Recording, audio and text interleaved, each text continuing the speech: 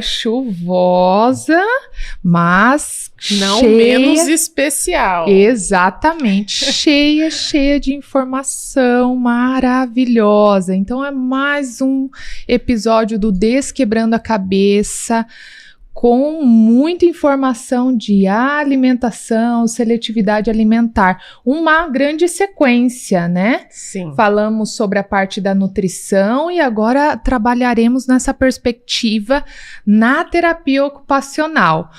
O que, de fato, aqui nós estamos trazendo, né, de forma separada, mas vamos falar muito sobre isso, da importância desse trabalho em conjunto, de forma transdisciplinar, né? Bom dia! Então, hoje a sexta-feira favoreceu meu chimarrãozinho, né? Então, gostoso, é isso aí. E que bom que vocês estão aí nos acompanhando. Eu tenho certeza, pelo que a gente viu de movimentação, que chamou muita atenção. Falar sobre alimentação mexe com as dores da família, né? É um aspecto muito importante, por isso nós investimos em trazer 2 episódios na sequência, porque a gente precisava trazer também a parte da intervenção. Como que isso funciona na prática, como o profissional vai trabalhar esses aspectos, quais aspectos e quem é ele, quem são essas pessoas que vão colocar a mão na massa para trazer toda a riqueza nutricional, toda a qualidade de vida e a beleza que é, a satisfação que é se alimentar. Então, por isso a gente trouxe quem? Uma terapeuta ocupacional e a nossa referência, que é a Gabriela Riz. Então, eu vou deixar para ela se apresentar, para ela falar sobre a história dela, como ela foi chegando aí nesse aspecto mais específico da alimentação e da sua prática profissional. Bom dia, Gabriela. Bom dia. Um pouquinho ansiosa, mas vamos lá. Sou a Gabriela, sou terapeuta ocupacional, né, formada na 2ª turma da Uniguaçu. E o mundo da seletividade alimentar, mas como um todo da alimentação, foi me apresentada, né? Então, dentro da Somari, mas que eu me vejo num mundo totalmente maravilhoso, por conta que a gente pensa no final, o ganho é maravilhoso. Então, quanto a gente consegue trabalhar de uma forma como é o que a gente vem trabalhando desde sempre, o ganho é muito grande. Então, faz todo o processo se tornar leve, porque o ganho para a família é maravilhoso. E nós temos, né, o nosso momento aqui de agradecer pela disponibilidade, né, Gabriela? Gabriela faz parte também da nossa equipe. Hoje é um episódio de equipe aqui, então conhecemos todo o trabalho da Gabriela de forma bem próxima. E nós gostaríamos de te presentear, a agradecer que este é um momento que você está disposta a levar a tua informação, a tua experiência e tudo que você tem contribuído para as famílias. Hoje é dia, você que já nos acompanha, já vi que tem Camila dando um bom dia, Elielton, tem mais pessoas ali que Fernanda, se não me engano, acompanhei rapidamente os primeiros nomes. Lá das clínicas, que legal. Obrigada, pessoal, já esperando para assistir, porque de fato hoje nós vamos trazer tanto informação aí de pensar nesse processo da criança, né, de desenvolvimento no TEA, o quanto a seletividade pode impactar, mas chegarmos principalmente no que nós precisamos nos atentar nessas apresentações. Então, acompanhe do começo ao fim, porque é ali que nós vamos abordar o que você pode estar atento quanto família em casa para contribuir nesse processo. E você, terapeuta, educador, que está acompanhando, também o que você precisa estar atento. Às vezes não é a tua área de grande especialidade, nós sabemos que a seletividade alimentar, ela precisa ser vista por profissionais e ser trabalhada por profissionais de fato especializados, não? Não é qualquer profissional que vai com certeza ter um trabalho eficaz no processo. Não basta ser só terapeuta ocupacional, só fonoaudiólogo, só analista do comportamento de forma geral. Ele precisa ter um estudo e um olhar, né, aprimorado para a área, que foi toda a trajetória da Gabriela que ela trará aqui para nós. Mas agora nós gostaríamos de te presentear, tá? Com um presente para nós que é muito especial, personalizado, um cheirinho para o ambiente que você quiser colocar e lembrar um pouquinho do nosso podcast, desse momento que nós temos aí de muita informação. A Gabriela, ela estava nos acompanhando, nossa, firme, né, nos episódios. Ela tá com uma nenezinha, né, novinha, e agora tá voltando da licença maternidade, então já estava nos contando aqui que abriu a agenda, já tá com os pacientes, né, retornando aí na especialidade dela, que é da terapia alimentar. E nesses aspectos, a gente queria começar. Ai, vamos para o livro, que eu agora bati o olho, falei, nossa, não podemos já começar perguntando. A gente também quer ganhar um presente, é isso? Eu digo que o presente é para o podcast, mas de fato nossa bancada aqui dos livros estão muito especiais. E o que você trouxe, Gabriela? Então, hoje, como a gente vai falar um pouquinho de intervenção, nada melhor do que a gente trazer um livro, mas também um recurso que a gente pode usar com as nossas crianças, de uma forma de apresentação. Que legal. Né? Então, a criança, ela gosta muito da leitura, então ela gosta daquilo que a gente senta, faz aquela leitura. Mas nada melhor também do que um livro que a gente fazer por meios, apresentar também uma questão que ela tem dificuldade e que ajude ao pai também. Então, o Dino Não Quer Comer, ele traz um pouco disso, né, de uma história do Dino, né, que tem uma dificuldade alimentar, que é apresentado, né, a um profissional, então, que vai ajudar ele a tratar essas questões. E em cada página do livro, ele nos traz uma dica de como fazer em casa, então, né, uma forma de apresentação, né, uma estratégia que foi estudada e que, não vou dizer que para todos, mas que poderá dar certo com essa criança também. Então, não é um livro só para criança, é um livro para o pai também, naquele momento junto, trazer algo, né, forte. Que maravilha! E que é um processo, né, educativo. Uma vez que eu tenho um processo todo terapêutico lá em casa, nós precisamos, e vamos falar muito sobre isso também, precisamos estar em elo.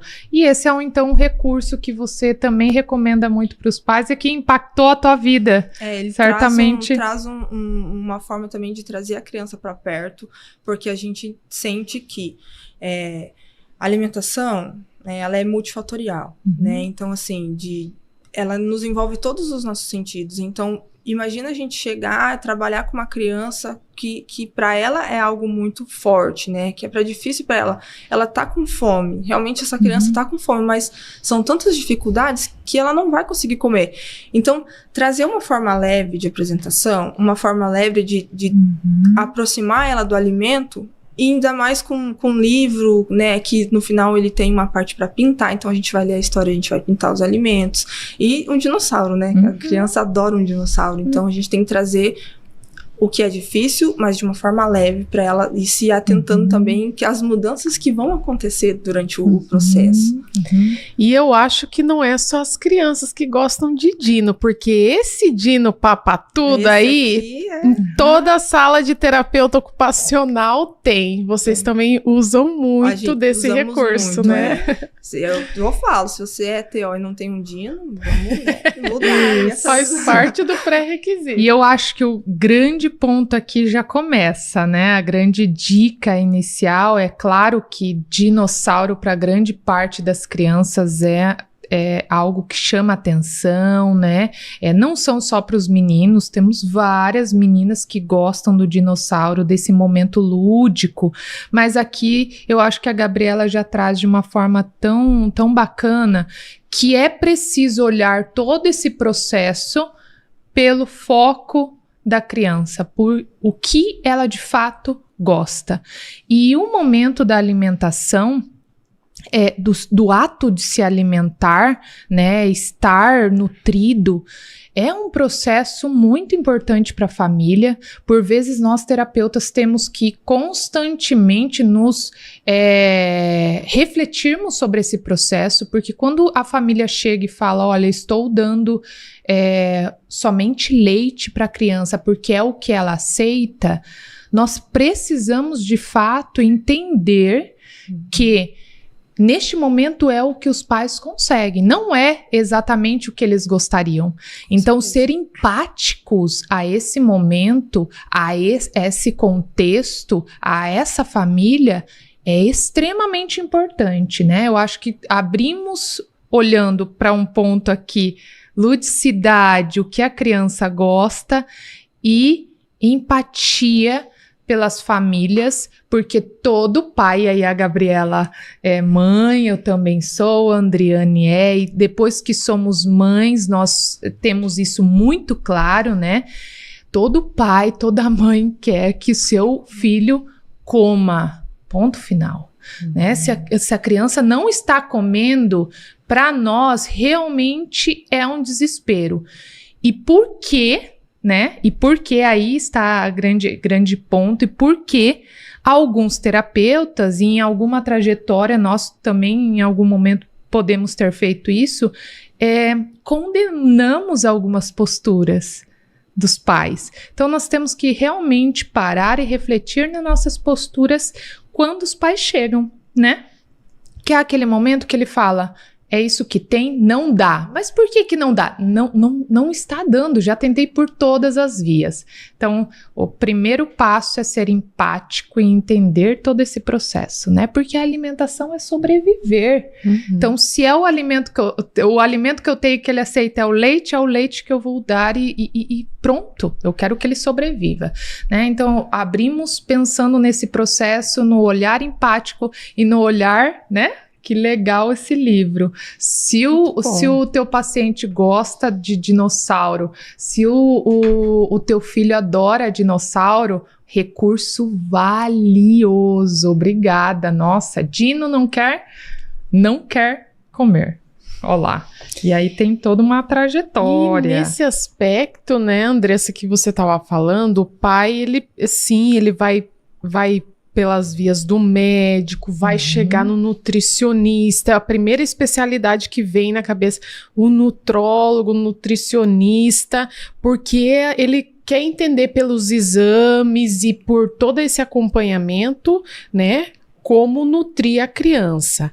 Mas aí o nutricionista vai dizer, precisamos investir na terapia, precisamos trabalhar esses aspectos. E aí eu queria que você trouxesse aqueles dados em relação à prevalência, incidência de crianças típicas e no autismo, da seletividade, e contasse para nós a intervenção, a terapia pela terapeuta ocupacional. Nós temos dados, então, que das crianças típicas, elas podem apresentar a seletividade alimentar de 20% a 45%. Já dentro do TEA, ele pode de 80% a 89%. Então, é uma prevalência muito grande. Claro que, como a família chega, a gente entende, a gente pega o plano alimentar, que muitas vezes vem do nutricionista, mas a avaliação que a gente traz de fazer o pai pensar em quantos alimentos a criança come, né? Às vezes o pai, come 4 alimentos, né? Então é difícil também para o pai. E se realmente o pai foi buscar um atendimento, é porque ele já tentou de tudo. Ele já tentou, desde o uso da barganha para fazer ele comer até a coisa da avó, né? Ele tentou. Mas a gente precisa ter um olhar voltado também para a criança de um modo profissional, obviamente, mas fazer com que ela entenda. Então, a gente tem que ir muito pelo que a criança nos mostra também, né? Então, quando a gente fala de seletividade alimentar, a gente tem um caminho que foi passado até chegar aqui, né? Então, a gente tem uma introdução alimentar que possivelmente foi bem feita, mas em algum momento aconteceu um incidente que pode ter levado à perca de alimentos, né? a criança deixou de comer por um engasgo, que não foi um reflexo, isso vai deixando mais difícil. Mas falando de introdução alimentar, a gente muda um pouco dos dados que nós temos atualmente, que a gente começava a fazer introdução alimentar por volta dos 4 meses. Hoje já não é mais dessa forma, a gente precisa dos sinais de prontidão. Então, aos 6 meses, então a gente, beleza, marco, 6 meses, agora vamos ver. A minha criança leva a mão na boca? Leva. Ok, a gente é um ponto. Ela troca o brinquedo de mão? Ela consegue fazer essa troca do brinquedo de mão? Consegue. Beleza, é um ponto. Ela tá sentando sozinha? Ela tem um controle cervical esperado? Sim, tá. Quando eu tô comendo perto dela, ela tenta pegar, tenta abrir a boca pra comer o que eu tô comendo? Ok, então, beleza. Agora a gente vai pensar numa introdução alimentar. Um desses fatores que a gente tem que pensar que se a gente começar essa introdução alimentar lá nos 4 meses, ele não está pronto. O trato intestinal dele não está pronto para receber um alimento que não seja o leite da mãe ou uma fórmula, né? Ocorre, né? Da mãe ter que intercalar entre o leite materno e a fórmula. Então, ele não está preparado. Se eu começar a fazer isso, vai gerar... as questões gástricas vão ir passando até a gente entender. Eu comecei a introdução alimentar de forma errada, ou não estava no tempo certo dela. Então a gente precisa também entender a criança, chegar aos 6 meses, olhar direitinho os sinais de prontidão para que daí eu comece a uma introdução alimentar ok. Isso pode ser perigoso em vários aspectos, né? Então, a gente já viu incidentes assim bem graves, né? Da criança não estar pronta e receber a alimentação, isso ser muito grave, ou então consequências desses aspectos bem primários, né? Refletir depois. Então também tem essa questão da orofacial também, né? A criança tem que estar preparada, né? Para uma mastigação, ou se a minha criança ainda, o que ela leva à boca, a hora que eu levar o alimento, ela empurrar com a língua esse alimento para fora, ela não está preparada ainda.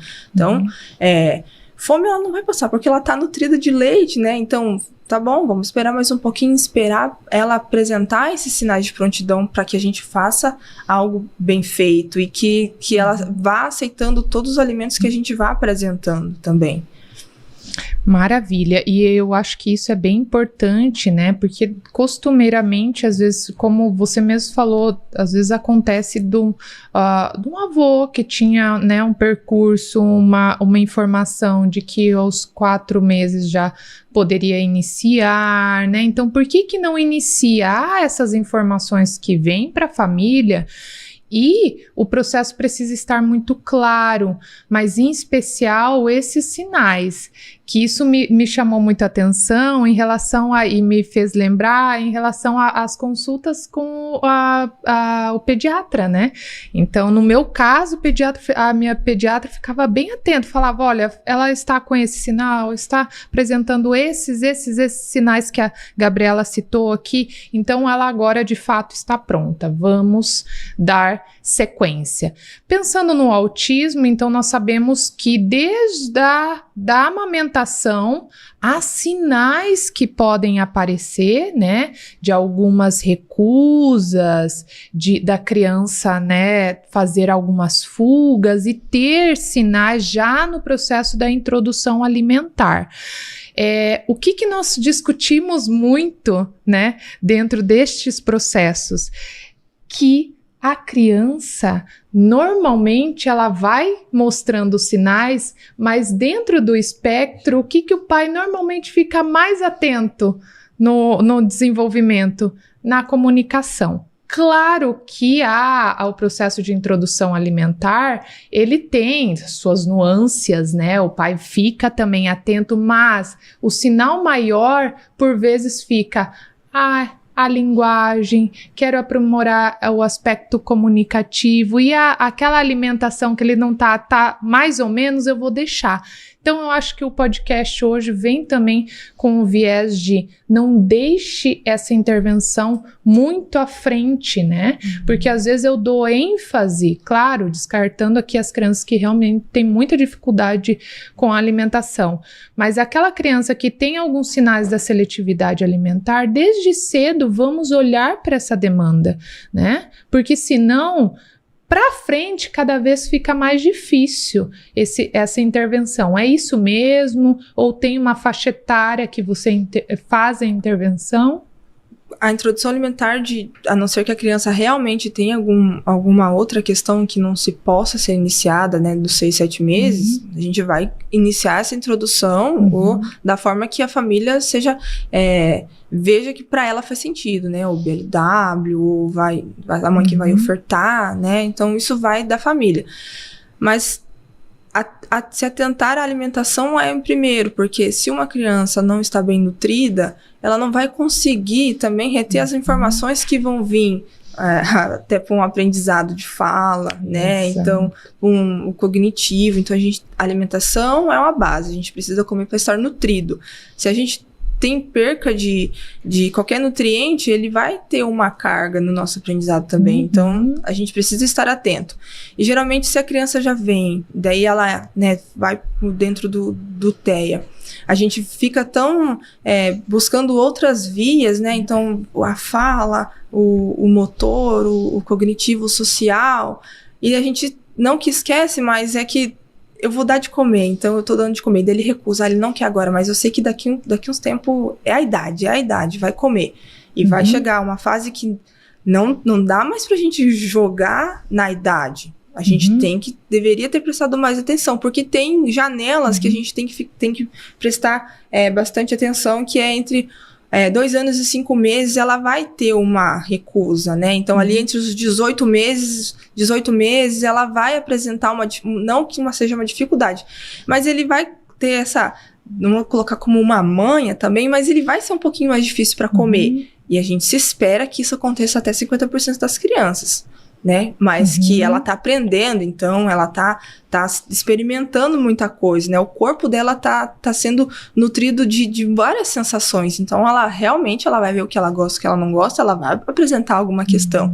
Mas a gente tem que ficar atento também a essas 2 janelas que acontecem aos 2 anos e 5 meses e aos 4 anos e 5 meses, que daí realmente a gente tem que prestar atenção. Agora meu filho não tá comendo, e agora eu vou ter que levar restrito. E avaliar a minha criança seletiva, né? Então, a gente tem janelas, né? Então, a gente tá num processo. Então, a minha tá num processo ali passou dos 4 anos e 5 meses, né? Só arroz e feijão, mas eu entendo que há uma variação também, né? Então, a gente não vai ficar esperando passar, a gente tem que ficar atento, né? Então, de alguma forma, apresentar alguma questão e eu ver que realmente não vai passar, buscar o profissional. Então, o que a gente pode fazer? Trabalhar dessa forma e tentar aumentar esse repertório alimentar. Então, desde cedo, desde a introdução, tenho que estar olhando os sinais, né? E aos 2 anos, em média aos 2 anos, é natural que às vezes a criança também tenha, né? Comece a colocar a sua preferência, né? No entanto, no TEA a gente já começa a ver algumas características, né? Desde a introdução, comportamentos mais rígidos, com textura, né? Com a consistência, a cor, né? A temperatura. Eles já vão se incomodando com alguns aspectos e que nós precisamos já olhar esse processo. Porque como a Gabriela falou, é base, né? Nós precisamos já olhar também e começar a pensar nesse planejamento se a criança não está dando retorno, não está se alimentando bem, está limitando cada vez mais, restringindo cada vez mais. Até porque alimentar-se mexe com todos os sentidos. Eu gosto muito de te ouvir falar desses sentidos, dos sistemas sensoriais, que é muito importante a gente entender, apesar de não sermos terapeutas ocupacionais, mas como terapeutas nós precisamos ouvir da terapia ocupacional sobre esses sistemas. E aqui você vai falar mais específico da alimentação, né? A gente pode trazer, então, os nossos 5 sentidos como uma entrada, né? Então, temos o visual, o tátil, que é também um sistema de defesa nosso, de autorregulação. Então, eu encostar, tá gelado ou tá quente, é uma defesa. Sistema visual, auditivo, gustativo, olfativo, né? Então, quando a gente fala de seletividade alimentar, a minha criança não tá comendo, é tátil, não quer pegar em nada. Geralmente, não que a gente vai deixar em último, mas depois que a gente pega a avaliação e a gente fecha todas as questões que a gente faz com um SPM ou até com um perfil, a gente vê que o tátil não está tão relacionado assim. A gente está nos outros sentidos, né? Então, assim, essa mesa aqui, muito bonita, me atrai bastante, mas para uma criança, às vezes, é uma porta de entrada negativa. Então, para ela apresentar comportamentos no visual, é um dos primeiros, né? Então, olfativo também, que está muito ligado ao nosso sistema límbico, né? Então, a gente sente, ou a gente para pensar, a gente até, aquele cheiro do pão de queijo da avó, que nos traz uma memória boa. E, geralmente, essas crianças que têm uma questão alimentar, essa memória não vem com uma memória boa, vem com uma memória ruim. Então, a gente tem que desmistificar isso também, tirar essa memória ruim, trazer outros alimentos que para elas tem um agrado maior, para tentar aproximar outros alimentos, né? Então, não adianta a gente querer ficar forçando num alimento que tem um cheiro, né? Para ela se torna algo muito forte, e ela não consegue ficar numa mesa, né? Então, a gente coloca ele para comer com a nossa família, ele sai da mesa, né? Então, às vezes, tem muitas que o visual tá muito cheio o prato, né? Então aqui tem um monte de arroz, eu não consigo comer todo esse arroz, todo esse feijão, é muito para mim, não vou comer. Saio da mesa, né? Então, é arroz, é o feijão, a carne, a salada que é verde, vermelha, né, amarelo, é muito gritante para ela. Então, até a gente conseguir entender e conseguir fazer com que ela receba e dê uma resposta adaptativa perante essa alimentação, a gente tem um processo muito grande, né? Então, todos esses sentidos também, eles estão todos interligados, né? Até o nosso... A interocepção também, porque vem da nossa fome, a nossa saciedade. A criança, nessa introdução alimentar, ela vai entender quando ela está saciada ou não, né? Então, se ela está saciada, tem um movimento que eles falam de movimento para-brisa, né? Que ela começa a fazer assim na mesa. Quer dizer que ela está saciada. Então, eu não preciso ficar forçando ela lá. Comeu. Foi 2 colheradas. Tudo bem, foi 2 colheradas, né? A gente tá numa introdução alimentar, então a gente tem que entender isso também. Então, todos os nossos sentidos, eles estão integrados nessa tarefa, que não é uma tarefa fácil, né? Se ficar sentado numa postura correta para eu deglutir esse alimento, entender aonde esse alimento tá dentro da minha boca para eu mastigar e montar esse bolo alimentar e fazer engolir, é muita coisa, né? Então, só de falar, a gente fica pensando quanto tempo eu preciso, né, mastigar. Então, às vezes, a minha criança também tem um problema em relação a essa mastigação. E que daí o terapeuta ocupacional, ele não tá, vamos dizer, apto a avaliar. Está? A gente vai avaliar. Mas quem que é o profissional? Fonoaudiólogo. Então, a gente precisa também estar munidos de outros profissionais que vão estar no caminho com a gente, né? Que se a gente deixar a mastigação, não tem como a gente querer introduzir qualquer um alimento, né?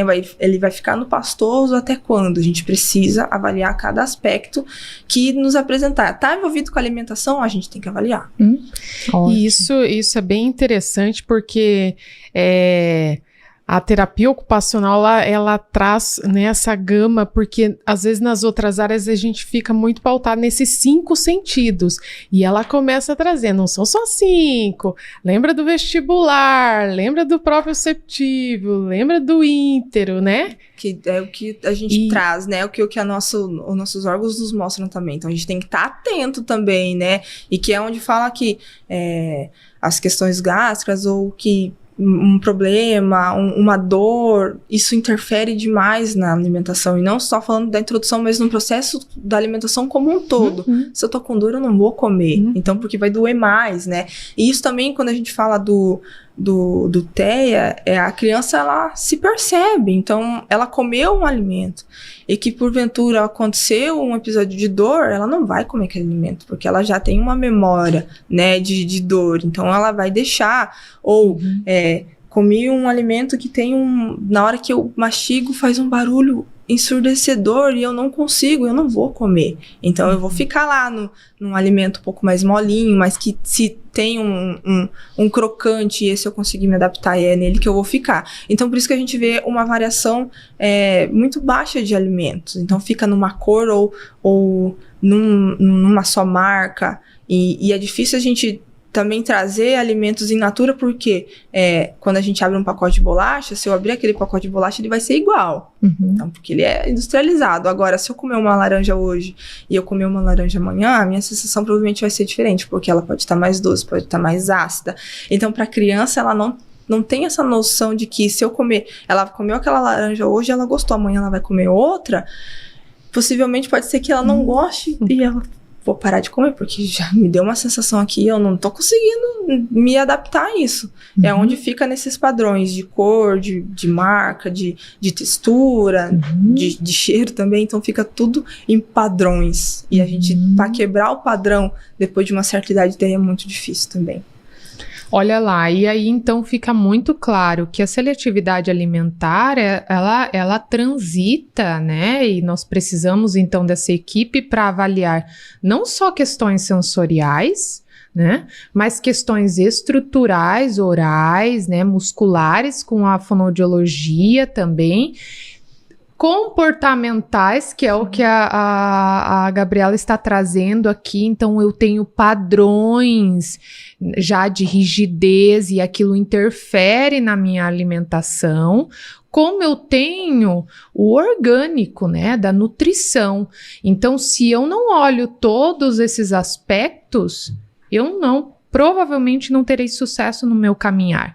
Então, o pai que nos acompanha, o profissional, em especial as famílias que estão nos acompanhando, não adianta nós olharmos só e pensarmos que a criança não está comendo porque ela não tocou, ela não teve só experiências sensoriais, e resumir a isso. Então faz uma sessão tendo né, que daí não é o desensibilizando, mas exatamente, a TO vai lá, vai colocar as texturas nas mãos e tudo vai resolver, ele vai conseguir logo comer, ou vai ofertar o item que ele não gosta, e vai resolver, porque logo ele vai começar a comer com o tempo de tanto que ela oferta. Se resume totalmente a um caminho que provavelmente você terá um não sucesso, né? Porque primeiro que você não avaliou todos os aspectos. Então, eu posso ter questões comportamentais bem maiores em alguns casos do que sensoriais. Então, cada criança é uma criança. Como se eu não observo e avalio as questões musculares dessa criança, a mobilidade dessa língua, lábio, ela faz o vedamento, ela fecha para mastigar, como que tá a mastigação? Se nós não olhamos todos esses aspectos, nós não temos sucesso. E isso me lembra muito uma trajetória que nós tivemos no nosso ambiente clínico, que nós tínhamos lá atrás uma sessão só da terapia alimentar, quem era responsável era a Gabriela, mas ficava resumido só o trabalho da terapia ocupacional. Nós estávamos em equipe, mas o foco ficava muito só na terapia ocupacional. E logo a gente percebeu, junto com todo o caminhar científico, de que nós tínhamos que trabalhar em outra perspectiva, porque a equipe precisava trabalhar junto de uma forma transdisciplinar, olhando um só objetivo, que era aquela seletividade alimentar, mas a fono entra avaliando como entra, se tem necessidade intervindo, como a TO, como o analista ou psicólogo e como o nutricionista. Então, quando todos eles trabalham, de fato, hoje a gente trabalha, né, juntos, todos, aquela criança passa pelas sessões e em todas as sessões nós temos as demandas da seletividade alimentar, nós estamos focados para uma melhora, porque nós estamos falando de algo multifatorial, né? E claro, daí a Gabriela talvez possa nos deixar mais claro,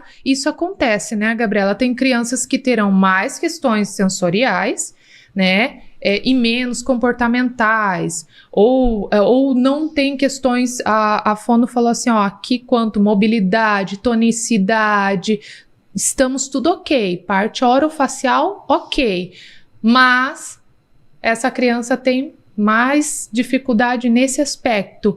Isso acontece, é muito individualizado, né? Acontece. Então, no começo a gente tinha nossa sessão da terapia alimentar, mas era focado.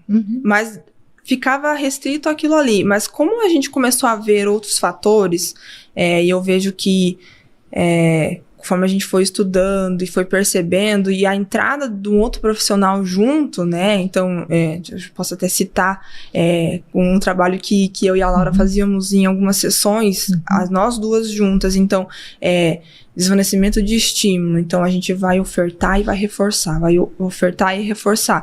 Também traz. Então, assim, a gente precisa ter uma demanda muito grande de ofertas. Claro que a gente precisa ver até onde a nossa criança consegue seguir nessa oferta, né? Não adianta a gente, o pai chegou, eu preciso que ele coma essa banana para amanhã.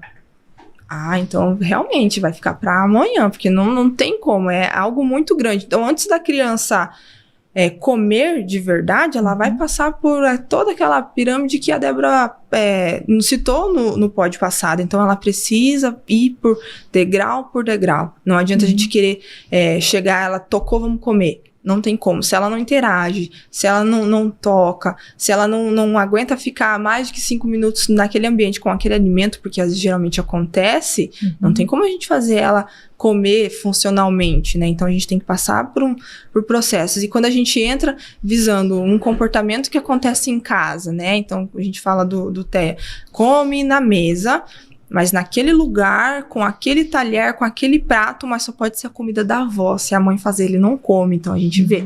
Há padrões sensoriais? Há padrões sensoriais, mas o comportamental também tá ali. Então, a gente precisa fazer essa quebra, né? Então, vamos mudar primeiro o que a gente vai mudar. A gente não vai mudar o alimento, porque a gente não pode perder ele. Então, a gente vai ter que quebrar alguma questão do nosso ambiente, né? Então, é um ambiente que ele se sente confortável. Então, a gente vai ir mudando aos poucos, né? A gente vai trazendo outro talher de uma forma diferente, um prato diferente, mas nada muito brusco, porque senão a gente perde. E se a gente perder um alimento de uma criança que come 5, é muita coisa. Então, a gente perder um alimento não dá. Então, é o que eu sempre falo. A gente quantos alimentos ele come? Ele come 5. A gente vai trabalhar para introduzir. Nem que seja um que seja semelhante ao que ele come, mas perder nunca. A gente não vai perder. E se a gente notar que ele tá deixando, a gente vai parar. Porque se a gente perder um alimento que seja, a gente pode ter uma quebra muito grande, né? Então, às vezes a família só tem aquele alimento para ofertar e que ele aceite de fato, se a gente perder, vai ficar um pouco mais complicado, né? A Laura é psicóloga, né? E elas criaram um protocolo específico de comportamento alimentar, né? E foi muito legal essa evolução, né, do serviço e do trabalho nessa perspectiva, né, tanto da avaliação, mas no processo da intervenção, entendendo todos esses fatores e também o que é muito legal, que casa com o que você está falando, às vezes o pai, ele acha que ele está ofertando, ele já tentou tantas coisas e daquela forma não tá dando certo, mas ele também não entende o que tá provocando aqueles comportamentos, o que ele pode estar fazendo de equivocado para não ter o sucesso.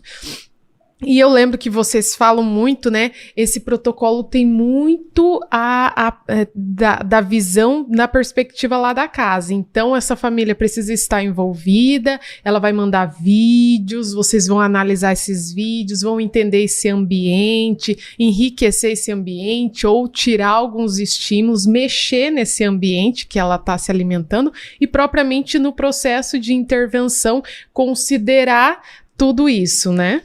E eu acho que é um ponto importante aqui, talvez quem está nos assistindo vai falar, qual que é o protocolo, o nome? Nós estamos falando de um protocolo interno, de um programa que nós criamos, tá? Não exatamente um protocolo. É uma estruturação do atendimento.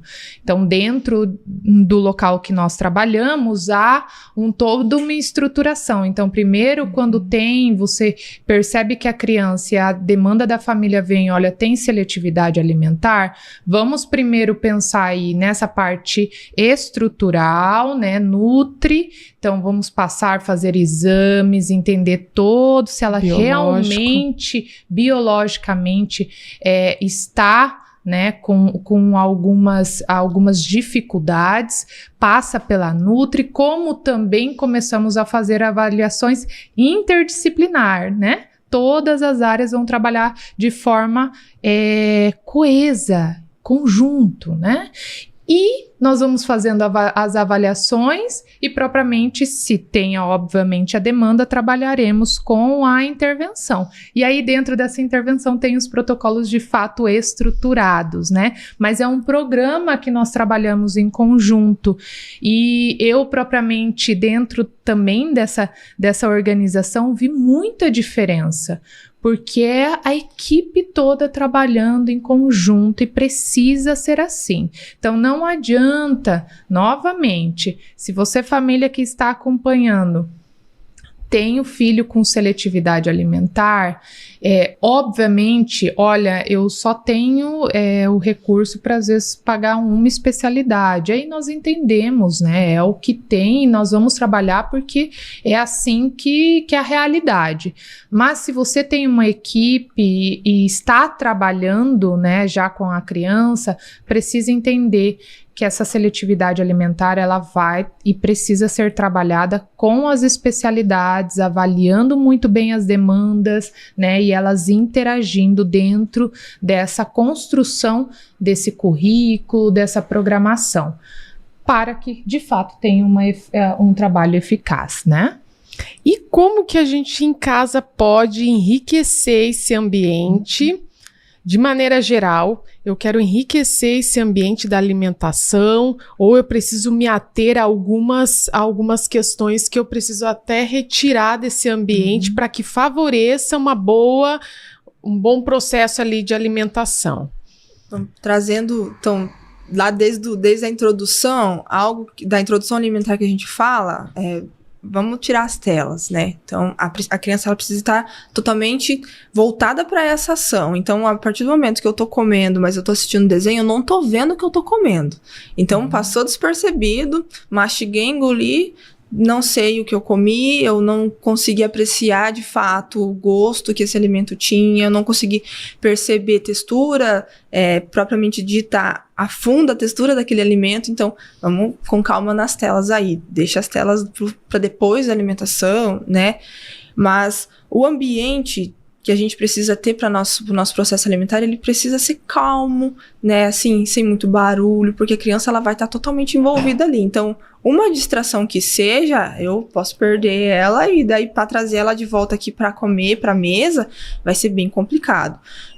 Então, trazer um ambiente calmo, perto da família. A família, os pais são um modelo, então a criança se interessa por muito que a gente come. Então, não adianta também, minha criança não come brócolis, mas no meu prato não tem brócolis.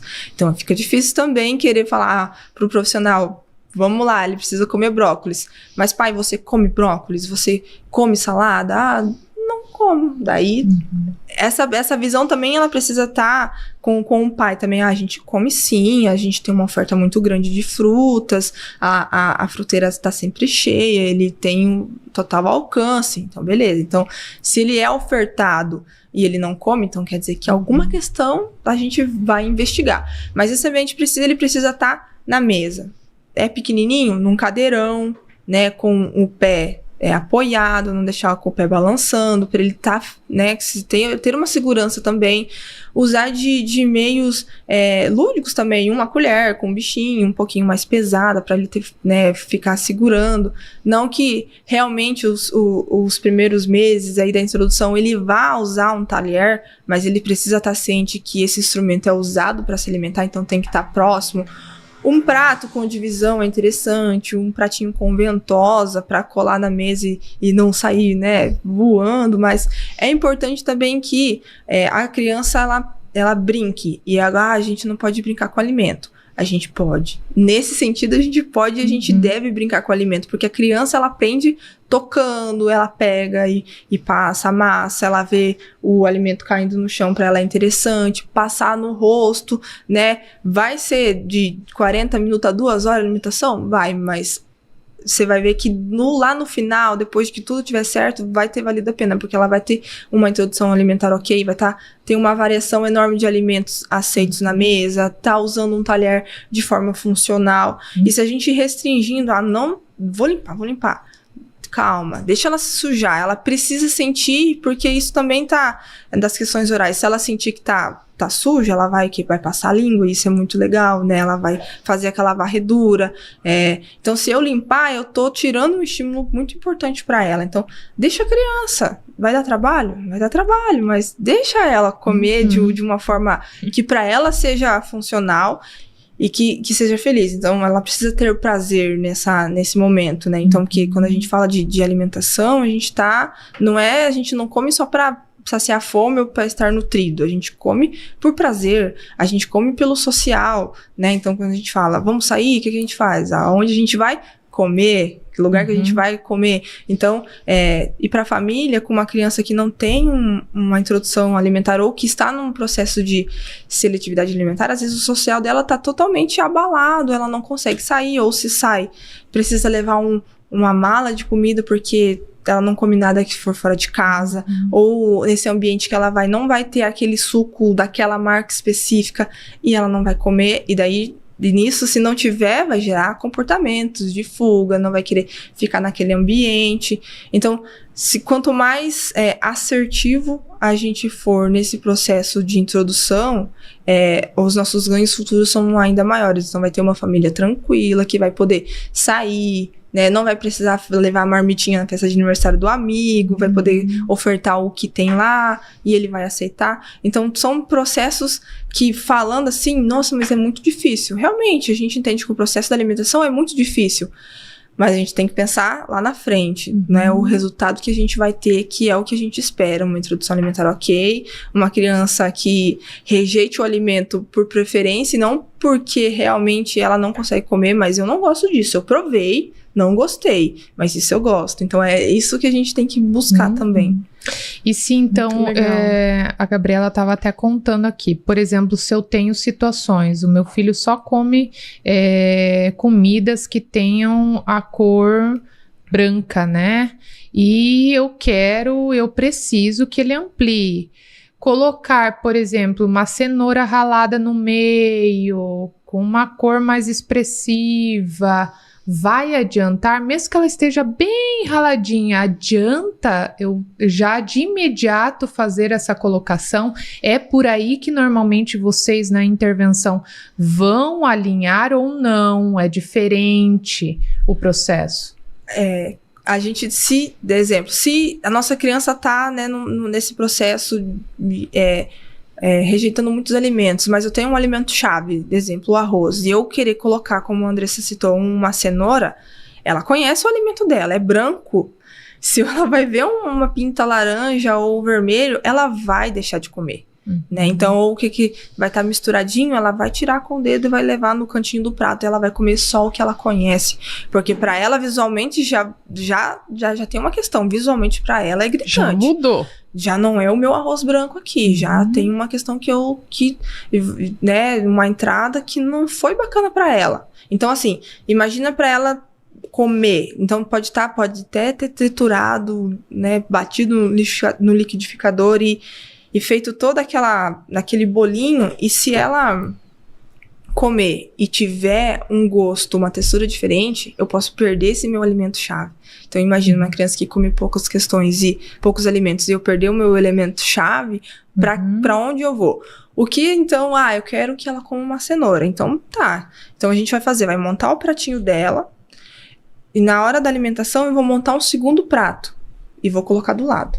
Primeira questão, o que a gente precisa fazer? A gente precisa tolerar. Então, beleza. Então, tolerando, a gente vai aumentando. Então, vai estar no prato aqui do ladinho, a cenoura e a carne que eu quero introduzir.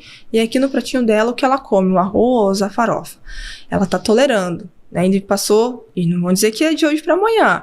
1 semana, 2 semanas, ela começou a tocar, brincar, pegar na mão, olhar. Agora, o que a gente vai fazer? Vai passar pro prato dela, não misturado, cada um no seu cantinho, aqui a cenoura, a carne e aqui o que ela come, mas vai estar no prato dela, então quer dizer que já é uma aproximação, já é muito grande. Então, e fora dessa apresentação que o pai vai fazer em casa, mas no set a gente vai estar trazendo de outras formas também essa carne, essa cenoura, então a gente vai levar a cenoura lá pro set, a gente vai cortar e vai dar pro Dino comer, a gente vai cortar e vai fazer carimbinho, vai pegar tinta, que daí a gente já envolveu outras questões sensoriais também. Faz a estrelinha da cenoura, passa a tinta, coloca no papel. Então, ela precisa ter esse contato. E aqui em casa só tá no prato, mas se tá no prato dela é porque a gente já conseguiu subir um degrau. Então, a gente precisa ir lentamente.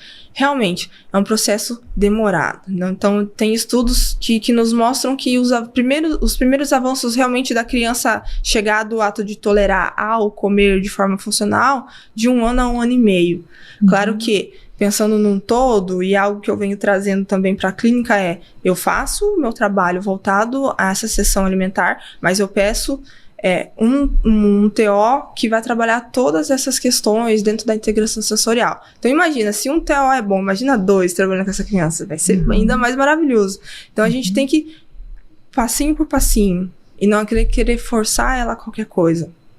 Então, ela brincar com o alimento, ela tem que brincar com o alimento, ela tem que entender o que é aquele alimento e qual é a sensação que aquele alimento vai trazer para ela, mesmo que seja só tocando. Então, ela tem que entender que esse alimento, ele é duro, então ele é gelado, e se eu passar a mão, ele deixa alguma coisa na minha mão, ele deixa a cor, então tudo isso a criança tem que aprender. E se ela não brincar com o alimento, ela não vai entender o que aquele alimento traz para ela. Maravilha. Então, quando você traz sobre os 2 profissionais, é porque você aqui está numa intervenção focada, né? Focada, nós chamamos o focada na seletividade alimentar, e toda a outra equipe também está trabalhando a intervenção abrangente, todas as outras demandas da criança, há essa perspectiva também de trabalho, quando essa criança realmente tem uma necessidade grande e precisa de um trabalho voltado especificamente a um currículo, a uma programação, a um planejamento para a seletividade alimentar. Que legal, e legal entender esse processo, porque às vezes o pai logo pensa no ato de comer, né? Então tem visualmente ela precisa tolerar, depois eu aproximo, e ainda assim, né, Gabriela, está no prato, não é também colocar na boca, pode lamber. O próximo processo poderia ser lamber o alimento, olha, já cheirar o alimento para depois engolir o alimento. Então, os pais que estão em casa e que pensam, olha, hoje eu não tenho oportunidade de ter uma equipe, mas como que eu posso adaptar? Vocês já podem entender que não é imediatamente dar para a criança comer ou comer um pedacinho, né? Porque às vezes, vou fazer algo gradual. Você come só um pedacinho, já tá bom. Não, o comer o pedacinho já é algo muito complexo. Então, a aproximação, o cheirar, o lamber e depois. Mas ali ele está se alimentando, né? Primeiro, isso que é importante enfatizar, do que ele gosta, do que ele tolera. Então, ele mantém se alimentando com o que ele gosta, né? E eu não elimino e substituo. É isso que precisa estar claro, né? Deixar, né, que se ele aceita 1 ou 2 alimentos, que são os alimentos chaves que a gente fala, a gente precisa aproximar alimentos daquele, uma outra variedade que possa ser acompanhada. Então, imagine, tem um arroz. Então, o que a gente pode acompanhar com arroz, então? Um legume, mas que a gente já sabe que para um arroz, para um legume já é muito grande, mas a gente precisa ir trazendo alimentos que possam sim estar fazendo um acompanhamento daquele arroz ou daquele macarrão. Então, o macarrão branco, o que a gente pode fazer aqui? Um molhinho ralo, mínima coisa vermelho. Então, a gente vai naquele, como a Débora trouxe, a gente vai engrossando aquele caldo, vai colocando aquela carne bem estruturada e trazendo para junto do macarrão. O macarrão não vai sair de cena. Ou se ele come bolacha, a bolacha não vai sair de cena. A gente precisa ir trazer outra coisa, né? Uma segunda bolacha, come bolacha. Uma segunda bolacha, mas é uma variedade também. A gente precisa entender que esse padrão, às vezes, está ali naquela bolacha de cor, textura e marca. Imagina a gente poder variar a marca de uma bolacha. Já é muito grande, né? Para uma criança que come uma, comer duas, né? O pai já fica ali, né? Ou iogurte, que era o que eu tava contando antes de uma criança que eu atendo que vem de outro país. Então, ele tem um padrão de alimento de um iogurte, de uma marca e de um sabor. Então, não faz um mês que eu venho atendendo ele, mas os pais também estão muito assíduos nisso. Então, fizemos não é um diário, mas é um grupo no WhatsApp, então que eles me mandam diariamente o que ele vem comendo, e eu fiquei muito feliz ontem em receber os vídeos, porque na escola ele só toma o iogurte, e ontem do colega do lado ele provou um iogurte de outro sabor, de outra marca, então aquilo já me deu, né, aquela... Flexibilizou. Né, já, assim, em 3 sessões eu consegui fazer com que ele provasse outra marca. E em casa ela me manda um vídeo dele comendo um iogurte de outra marca, de outro sabor. Então, dá certo. Então, a gente não precisa forçar. Às vezes a gente tá aqui trabalhando que ele coma um alimento, mas as entradas sensoriais dele estão ali a toda. Então, ele tá recebendo muito estímulo. E às vezes aquilo realmente lhe chamou atenção. E não necessariamente a gente tem que trabalhar para introduzir algo propriamente dito saudável. A gente precisa variar a alimentação. E nem sempre a gente vai conseguir de cara introduzir uma fruta, um legume, que seja. Às vezes, variando o iogurte já é muito grande, ou variando a bolacha, o suco, às vezes é só o suco de caixinha de pêssego. Se a gente conseguir colocar um suco da garrafa de laranja, já é diferente. Então, tudo isso precisa ser minimamente pensado e não forçado. E eu acho que isso cabe muito, o que a Camila Lila perguntou aqui. Como posso equilibrar as necessidades nutricionais da criança com suas preferências alimentares? Então, já vem uma carga da nutrição, né? Então, a gente precisa entender que se ela tá com déficit nutricional, o nutricionista vai nos passar. Mas se ela tem esse padrão de alimentação restrito, não tem como a gente querer de cara colocar um alimento que tem essa nutrição para ele. A gente precisa ir passinho.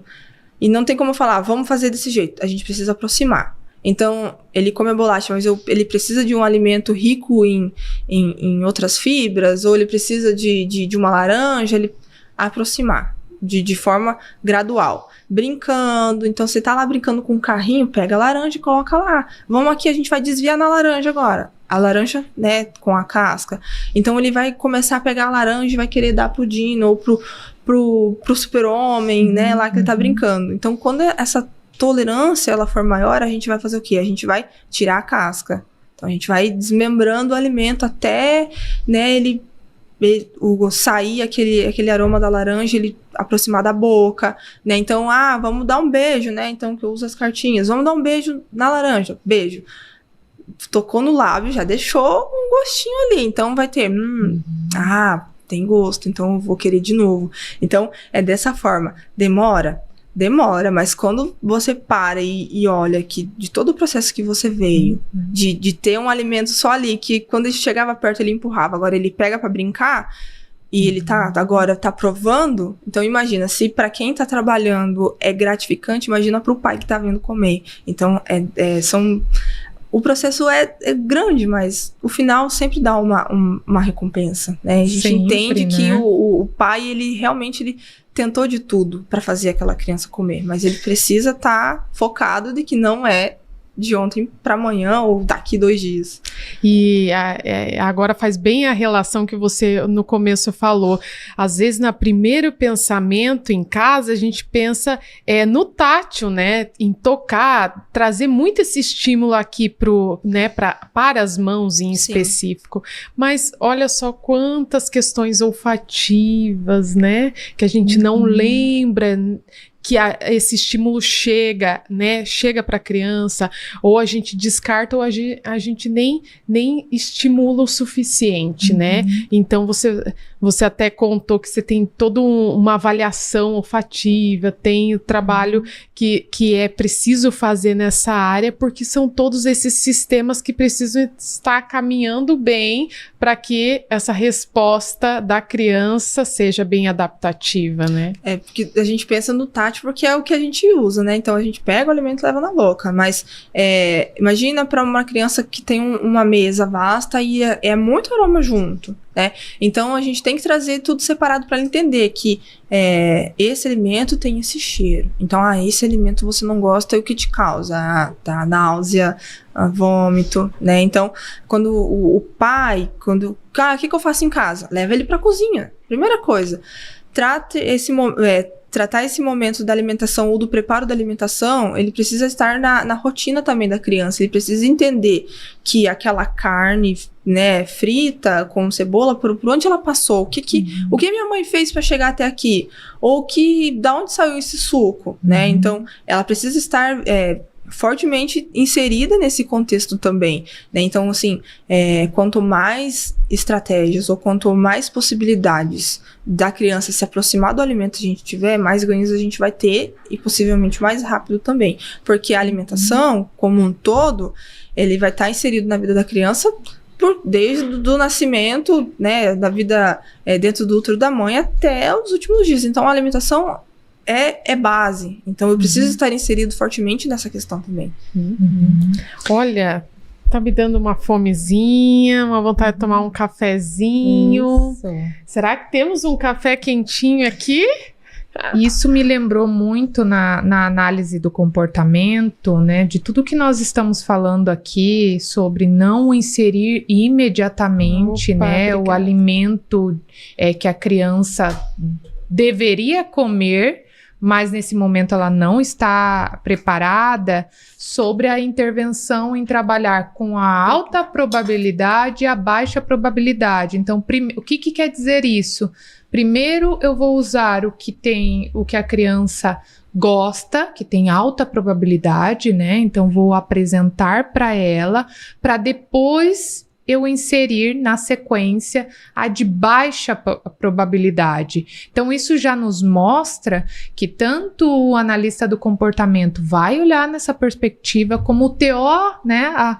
A Gabriela já está falando aqui, é assim que precisa trabalhar, porque senão você não vai ter sucesso, senão você vai ter mais recusa da criança, às vezes até um trauma, porque o terapeuta está tentando introduzir de imediato algo que ela não tem prazer, ela tem recusa, ela chora mediante aquela apresentação.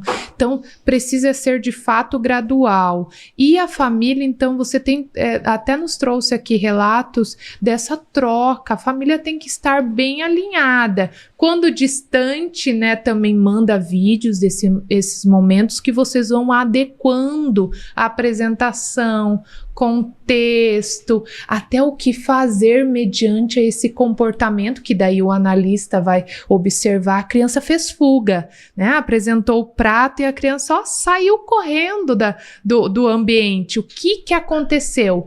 Para isso, uma boa análise, né, deve ser feita, mas precisa ter a família. Então, em conjunto, vocês normalmente trocam essas informações e vídeos, observa quando possível o ambiente, né, da casa lá, pronto, fazendo, se alimentando. Como que é isso?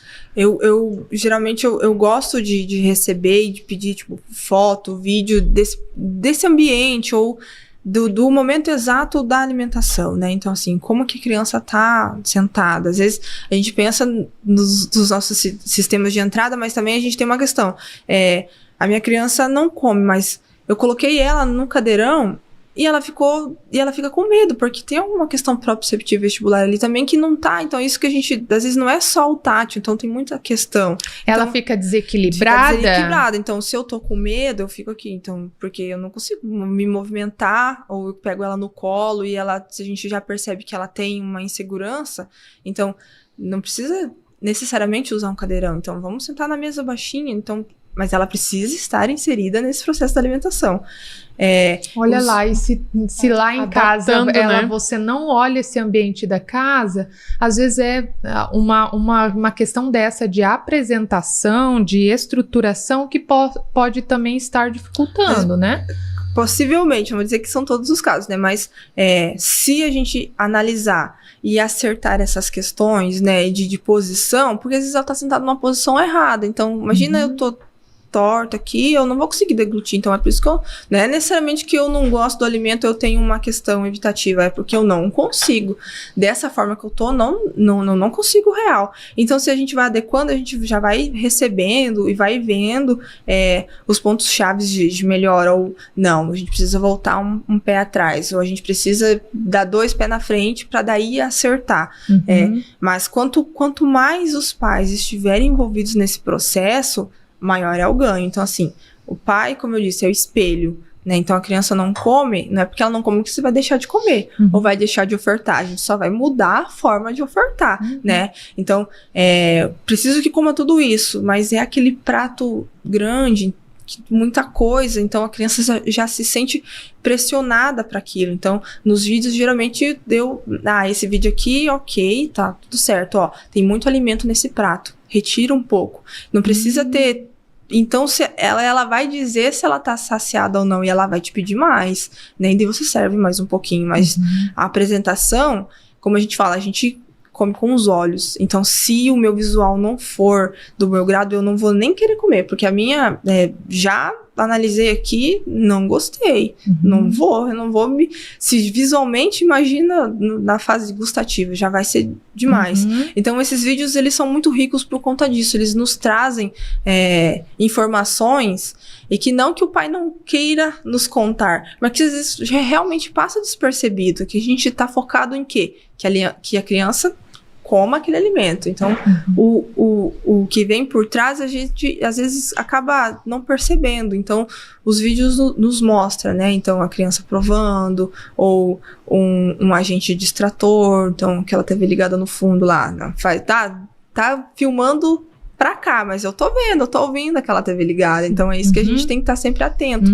Aos agentes distratores, ou a posição da cadeira, ou a criança tá filmando, mas a criança tá comendo sozinha. Então, por quê? Eu não vou. Até eu, quando vou no restaurante, se eu tô sozinha, pra mim já é desgastante. Imagina pra ela que tá aprendendo comer sozinha, é uma questão também. Então, esses fatores a gente vai adequando. E não tem uma outra forma melhor do que essa troca diária. Então, às vezes a sessão é uma vez na semana, mas a gente tem uma semana toda pela frente até a próxima sessão, e que muita coisa pode mudar de um dia para o outro. Então, a gente precisa estar bem atento também. E aí a Gabriela traz essa periodicidade, porque aqui nós moramos na fronteira, né? Então, às vezes, a família não tem possibilidade de vir mais de uma vez na semana. E está longe, eu tenho o recurso de mandar os vídeos. A família precisa estar bem orientada e bem acolhida para ela realmente se sentir confortável a mandar, né? Esse também é um ponto que a gente observa bastante. Se o terapeuta, se a equipe não deixa tão à vontade, essa família, ela já está pensando, eu alimento errado, ou eu tenho culpa em algum processo, ela fica, de alguma forma, envergonhada de passar, eu só estou dando bolacha para ele, e é isso que acontece. Eu não quero que a TO veja que é a bolacha que eu dou. E precisa, né? Mas faz parte do acolhimento da equipe de mostrar, olha, está tudo bem, eu preciso ver esse ambiente. Porque veja só, a criança pode até comer outros e ampliar a sua alimentação dentro do setting, mas não vai adiantar nada se ela não levar isso para os outros ambientes. Não adianta nada. Então é preciso também diminuir o estresse, porque isso nós observamos tanto quando você olha os artigos, quanto na vivência, nós percebemos que esse momento em casa é um momento de grande estresse com uma criança com seletividade, né? Porque a mãe tá tentando todas as formas e não está conseguindo, como o pai também tenta, e aí os ânimos vão se alterando, né? E em algum momento o pai vai e com justificativa vai talvez forçar porque aquela criança não está comendo. Então, para que isso tudo fique mais equilibrado, precisa ter essa troca. Então, o terapeuta precisa acolher e falar, se eu estou distante, eu não tenho como observar, manda os vídeos, eu vou analisando, vou pontuando esse cenário aqui de vocês e vou auxiliando para se adequar, né? Uhum. E outra coisa que eu chamo a atenção é a questão da barganha. Às vezes a família pode usar muito disso, né? Então, se você comer a laranja, depois ganha bolacha, né? Uhum. Porque talvez foi a forma que pensou e que dá certo, tá? Mas e aí, esse processo tá acontecendo e tá evoluindo, e aí aqui nós estamos falando e até desmistificando, porque daí talvez a família até diga, tá, mas aí você reforça, você me fala que na terapia existe o reforço. Então vamos discriminar aqui, né, o que é uma barganha e o que é um reforço, né? Na intervenção, quando existe o reforçamento daquele comportamento, existe toda uma operacionalização desse ensino, que é o que a Gabriela falou, existe a graduação, existe o tempo, existe... Então, é sistematizado. E esse reforço, ele entra, né, para conduzir que esse ensino vai evoluindo e vai progressivo, né, nesse aspecto motivacional, né, para a criança, aumentando. Então, que é o princípio básico, eu não estou reforçando ninguém, eu não estou reforçando a Andriane, eu estou reforçando o comportamento. Então, não reforço a Andriane, eu reforço aquele comportamento. E o que eu quero? Eu quero que aumente futuramente, que ela faça mais vezes. Então, perfeito, Andriane. É diferente de barganhar, né? E às vezes é o único recurso que a família tem, mas entenda lá, com uma boa orientação, esse processo de ensino e essa operacionalização, ela chega em casa também, né? Porque daí o profissional, ele também vai querer ver isso acontecer dentro de casa, esse ensino também vai chegar lá, e tanto é que aqui a gente teve até um exemplo que ela trouxe, isso se estendeu para... né? Então refletiu lá no contexto da escola. A criança já sentiu a motivação de experimentar o iogurte do coleguinha. Então esse reflexo só aconteceu porque de fato houve um aprendizado, né? E não apenas uma barganha que aquele, de certa forma, controlou esse comportamento, interviu nesse comportamento, mas não gerou um aprendizado e tampouco refletiu em outro contexto, que é generalizar, né? Então fica aí também uma questão aqui para a gente refletir. Eu vi que você trouxe também um instrumento, né? Esse é a parte de avaliação. Ele é um instrumento que eu uso para avaliação do sistema olfativo. Ele legal, olha ele lá. É da área da fonoaudiologia, mas a gente, né? Isso. Ele tem todo os frasquinhos, ele tem os aromas. Pra gente trazer pra criança separadamente, né? Isso. Então ele me dá a avaliação e os treinos também. Então aqui eu tenho ele de cada aroma, o que é a abacaxi, a fruta, os condimentos da cozinha. Então é separado. Bem concentrado, né? Então, diferente de eu trazer uma cebola pra criança, né, ter aquele contato, primeiro imagem, visual e o cheiro. Então, eu faço essa associação também. Porque assim a gente vai trazendo de uma forma, isso aqui, lá minha mãe colocou na carne, eu acho que era. E daí sempre acontece, dia dessa troca do alho e da cebola. Mas ele tá num caminho, então entende, né?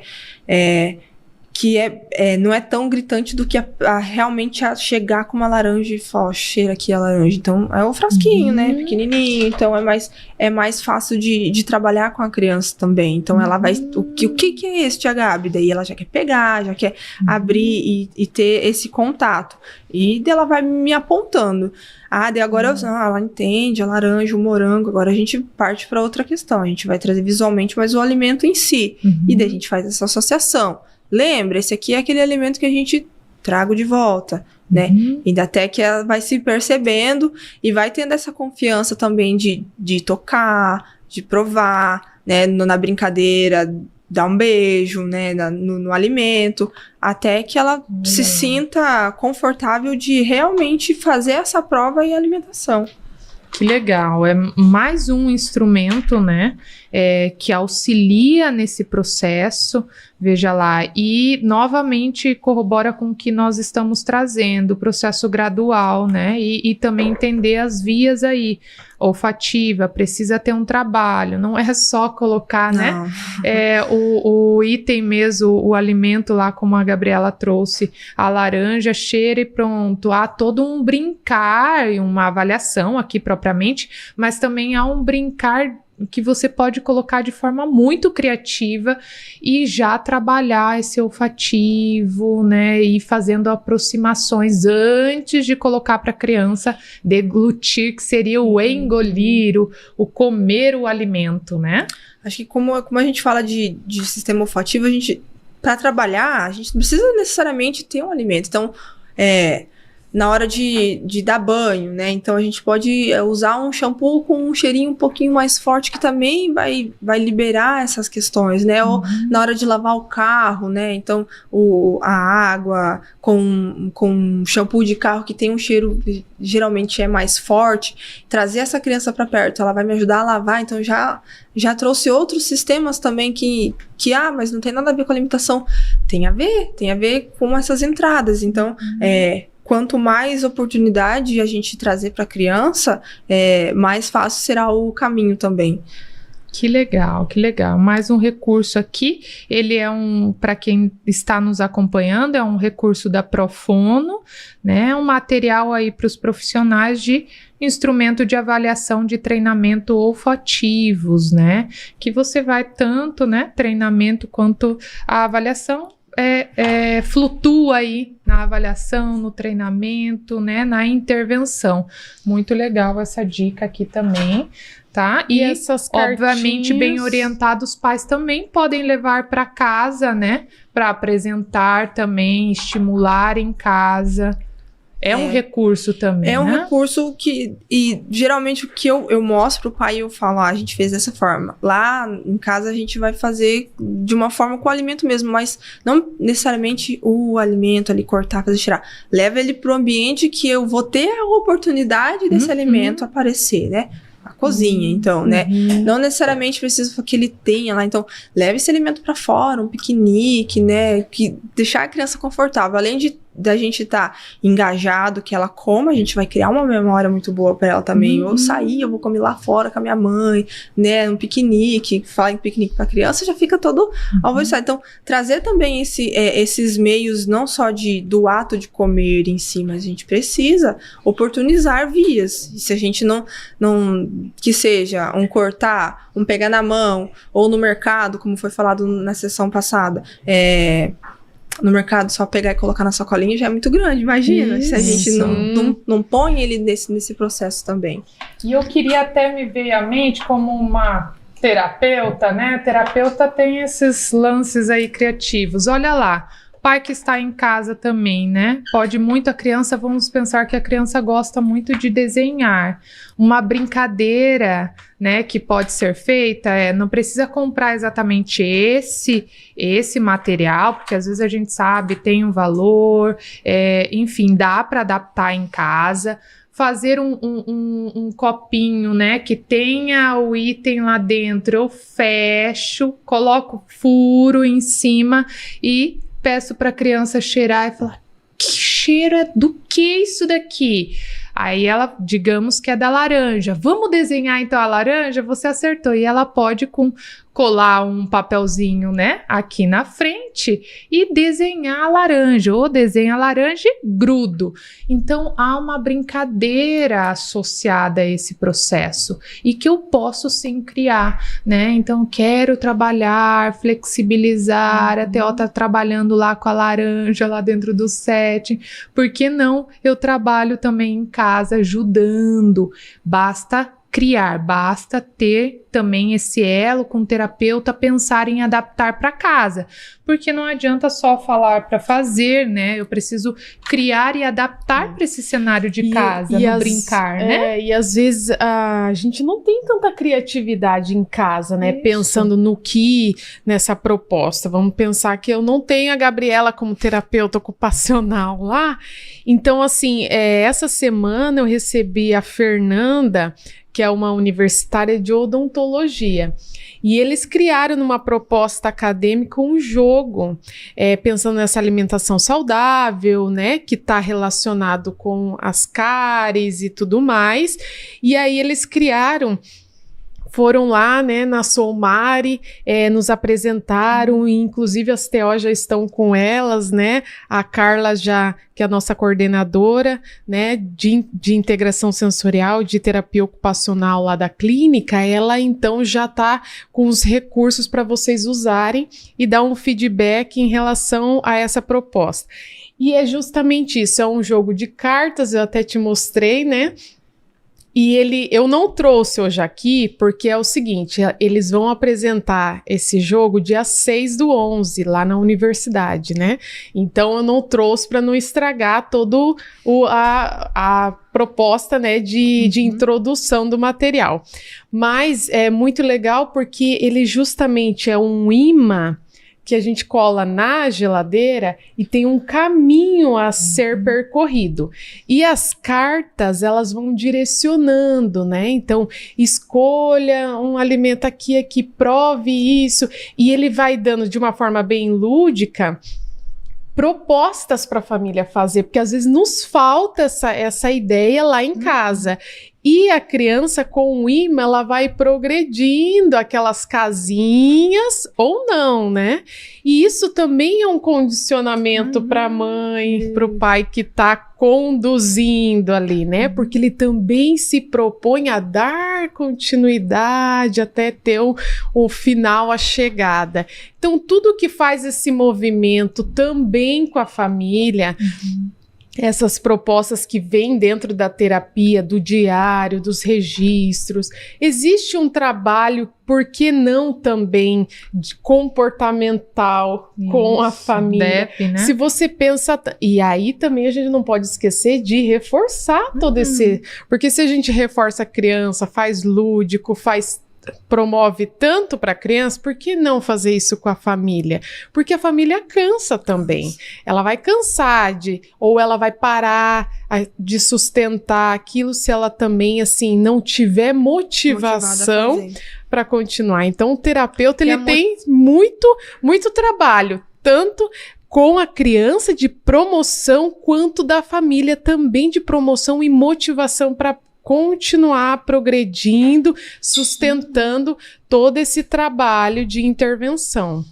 Eu achei bem legal essa colocação, porque de fato aí, quanto família, mães, a gente sabe que no dia a dia é difícil ter constância na correria, né? Em especial quando a criança se engaja em comportamentos problema, interferentes naquele momento, que são severos por vezes, e aquilo cria-se um estresse. Então, para que eu faça novamente uma estratégia no outro dia é muito difícil, porque aquilo criou, né, um cenário tão aversivo para a família que de fato há um trabalho e há um olhar também para reforçar o comportamento daquela mãe e fazer novamente. E eu vejo que isso está atrelado realmente a munir de ideias, né, e trabalhar esse contexto mesmo, e é um material que eu estou louca para trazer, então ficamos aqui no compromisso de colocar nas nossas redes, apresentar, porque eu vi também rapidamente,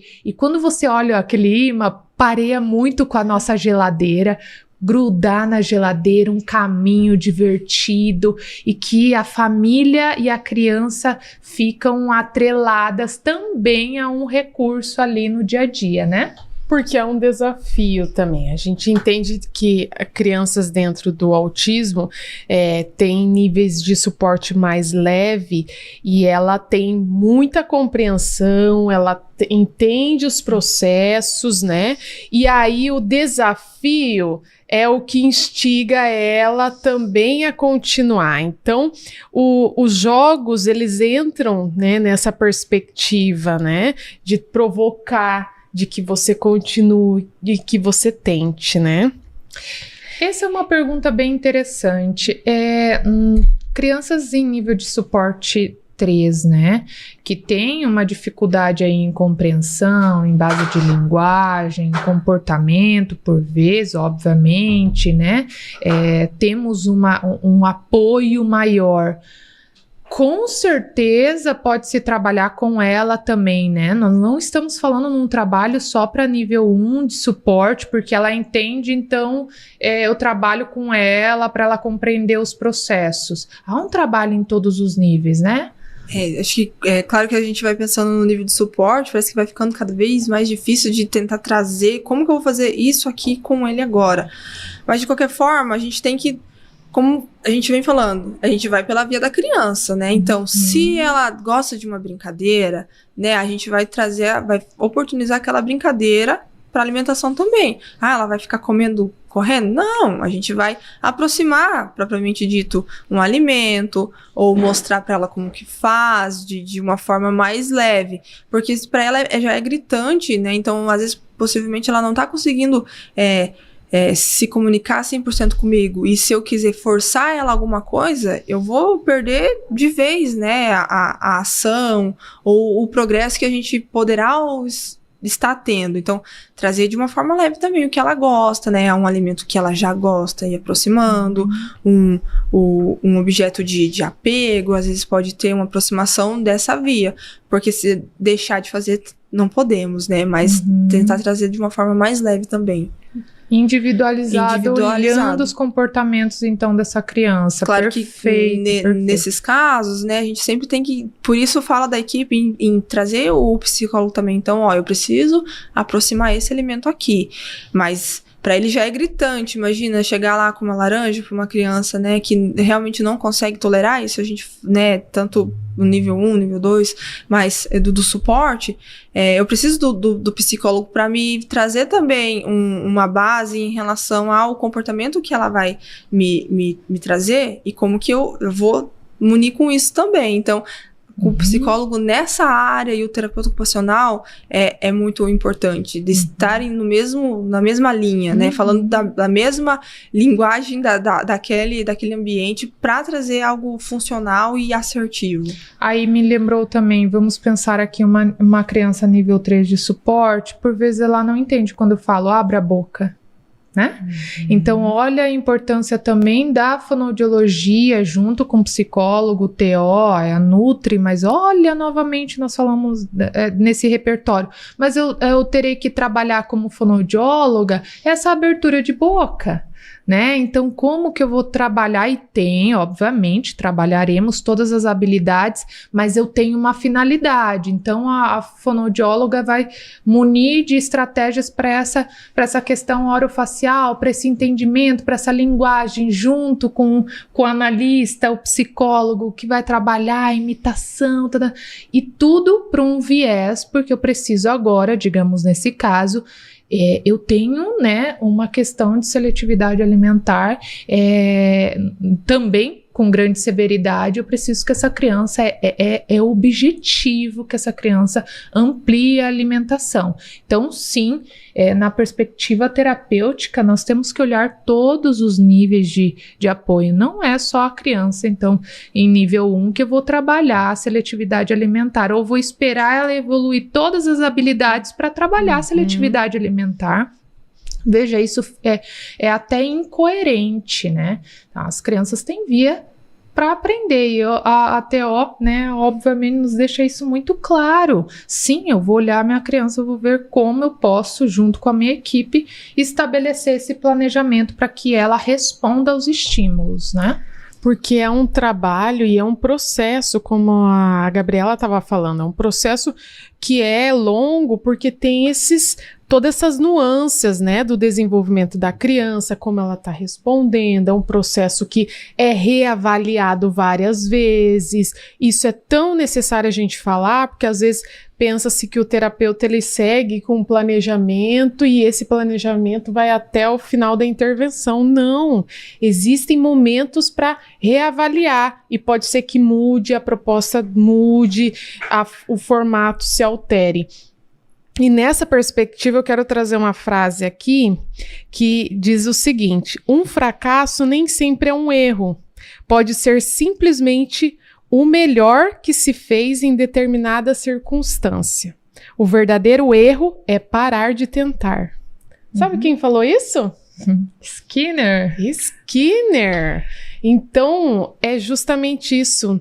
Não vai parar de tentar, mas a gente vai entender que esse processo vai ser reavaliado, vai ter idas e vindas, então o erro está em parar de tentar. Olha, e lindo, e essa foi uma postagem da Daxa, uma grande empresa que trabalha, inclusive que eu faço minhas supervisões, então traz essa frase do Skinner que nos alimenta, né? Nos alimenta literalmente, né? Com nos alimenta literalmente. Trocadinho aí. Veja só, quanta informação relevante. Então, entender que esse processo é especial e que precisa ser trabalhado desde de novo, né?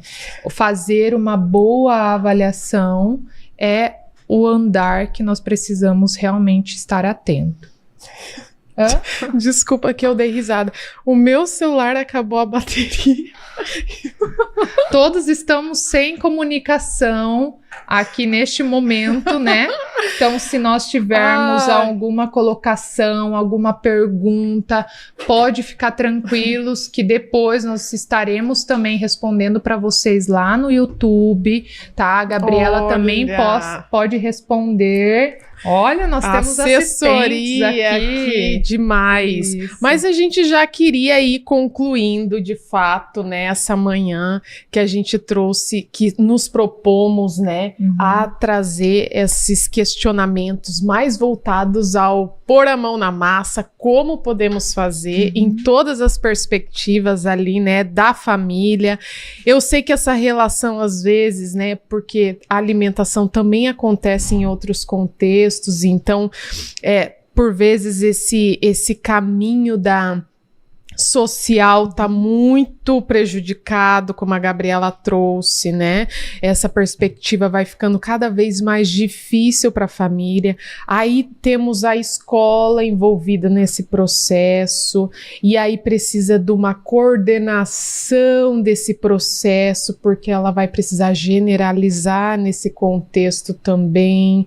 Então, com a união e de esforços, né, buscando sempre o que a individualidade dessa criança, né, dessa pessoa. E aí nós temos não só atrelado à faixa etária dos pequenininhos, né, seletividade nós temos em qualquer faixa etária.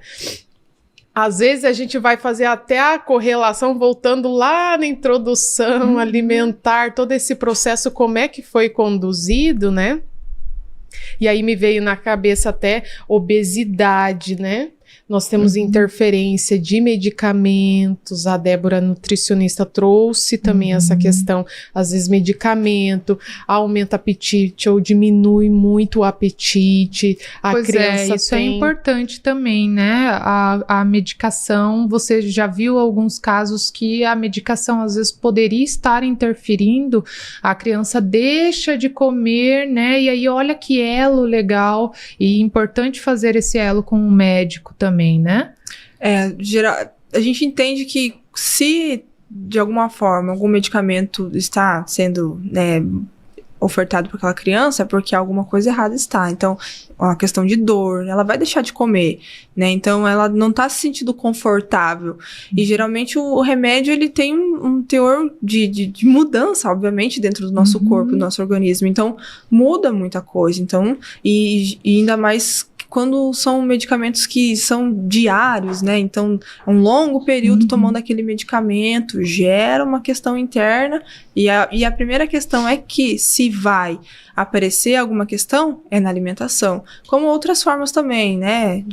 Do dentista, né? Então, as crianças que às vezes mordeu, quebrou um dentinho, geram uma memória ali ruim. Vou deixar de comer porque vai quebrar meu dente, né? Então, uma dor na hora de ir no banheiro. Então, muitas questões estão relacionadas a esse parar de comer. Mas a gente tem que ficar atento para não deixar dizer que vai voltar a comer por conta. Não, às vezes realmente parou de comer e parou de comer. Precisa investigar todos os pontos, e investir para voltar o mais rápido possível também. Maravilha. Ó, temos aqui, né? Que legal. Fernanda falando, estou aprendendo muito, né? Pessoal elogiando, falando sobre a profissional que a Gabriela é.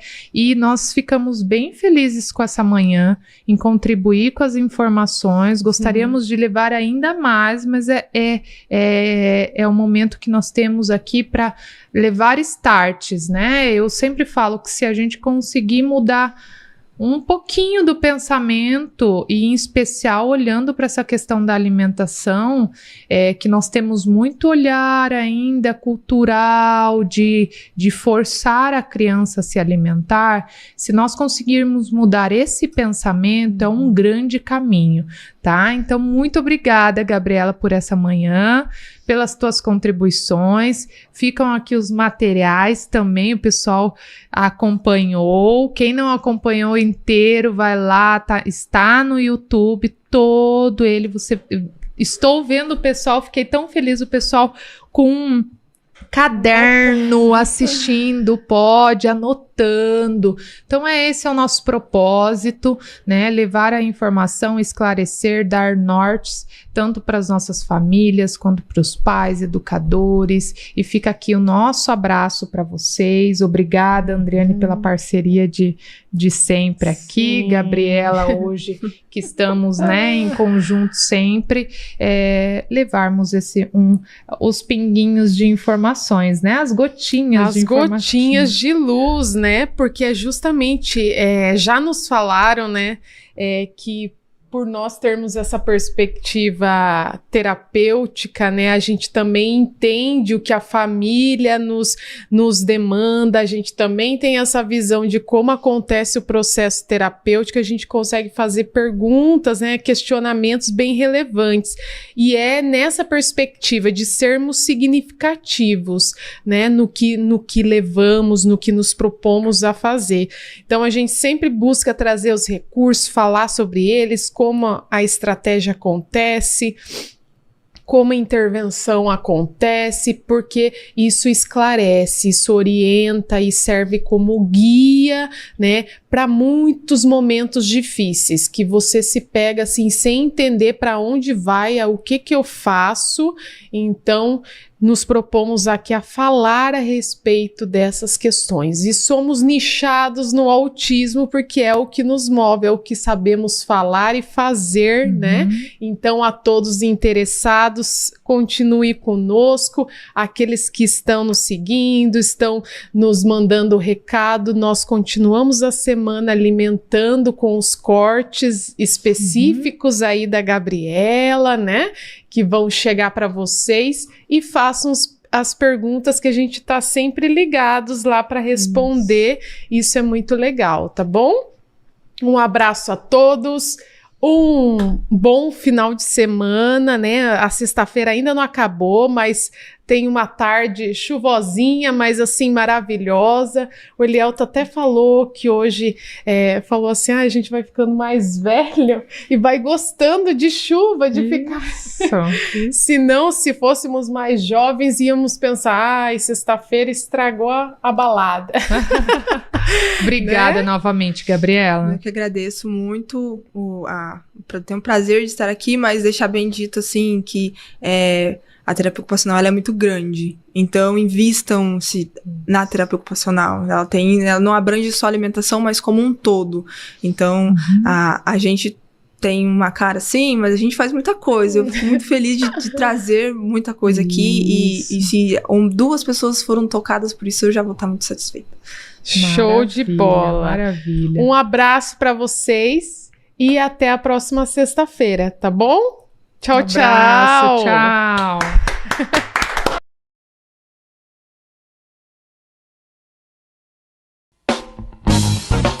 tchau.